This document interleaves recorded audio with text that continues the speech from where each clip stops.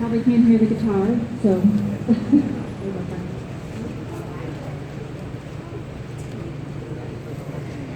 I'm going to play a song of mine called Sunlight in Your Eyes, and I wrote it after being invited to play at an event raising awareness about domestic violence, but it's very much a song about healing, so I'll play it for you here. It's called Sunlight in Your Eyes.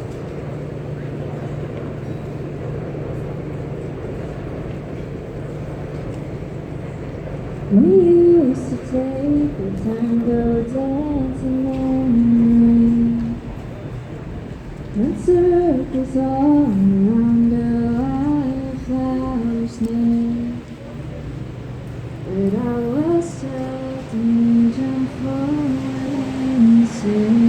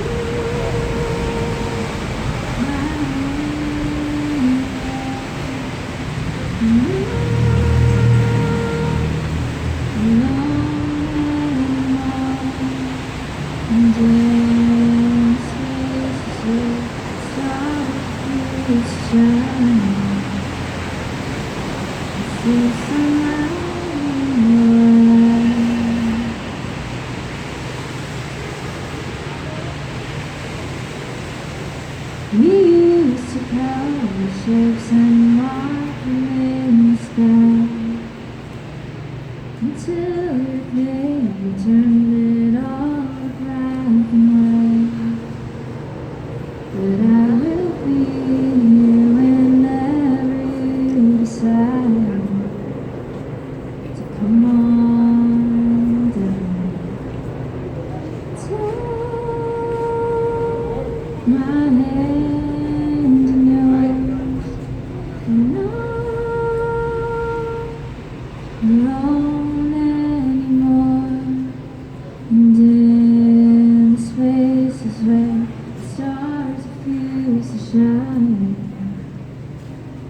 I see sunlight in your eyes. There's a silence that awaits you.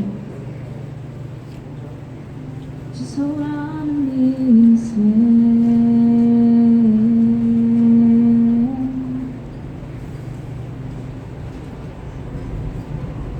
You guys sing this part with me?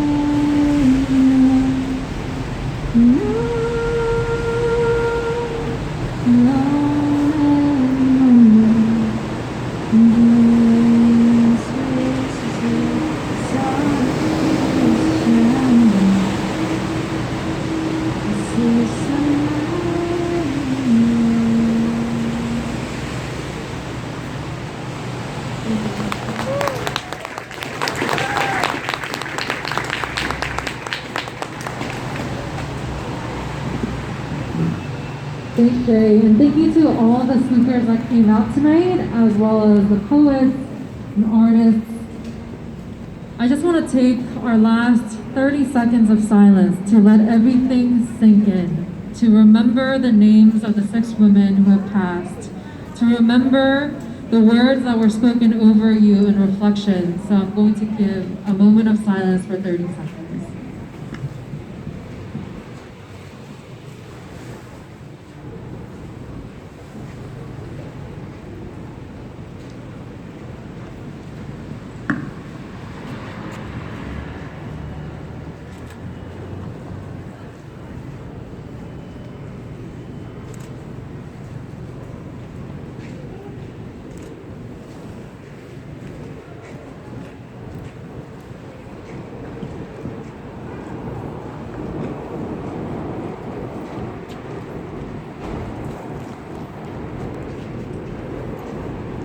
The reason why we gathered here today tonight was to remember the lives that were taken from us unjustly.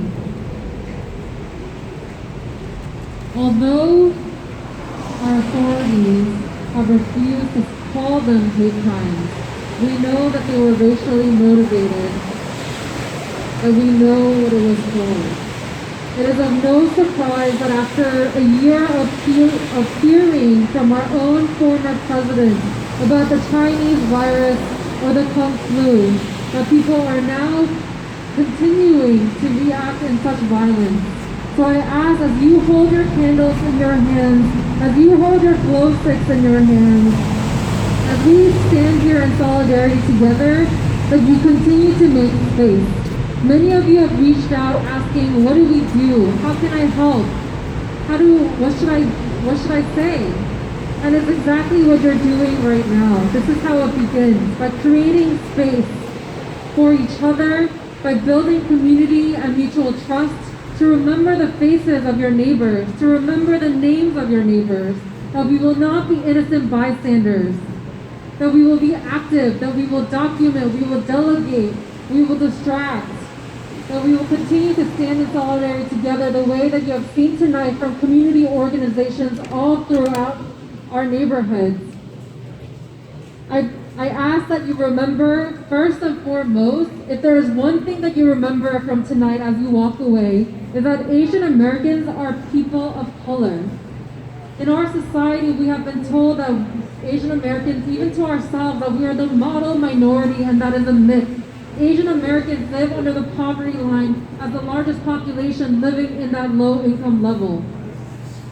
I want you to remember that as Asian Americans and as non-Asian allies who are here, we are people of color. And I hope that you continue to create spaces for fellow Asian Americans. I ask that you create safe spaces for yourself alone to reflect and to process all that has happened, and also create spaces with each other, with other Asian Americans, to have conversations in safe spaces of shared experiences, to really understand all that is happening, and protect and take care of one another. And for those who are non-Asian, also create spaces and reach out and check in on your neighbors, your friends, your colleagues, and see how they're doing, if their family is okay, if they need an ally when they're walking alone to the subway, whatever it is. And I also ask that you create space for mental health for yourselves. Each and every one of us are living through a lot of trauma right now. And I know mental health is not always affordable, but I ask that if you need resources for mental health, there are hotlines that are free and other organizations and resources that are providing mental health resources at an affordable rate. And I'm going to pass it over to Steve to go over other calls to action as well as steps that you can take to protect yourselves and each other. Thanks a lot, Julie. Okay, as we close out, just want to thank everybody coming in today. The last few days, we're reflecting on just another one of the 3,800 hate crimes documented against Asian Americans and acts of violence in the last year. Just repeating it over the ambulance here, it's documented.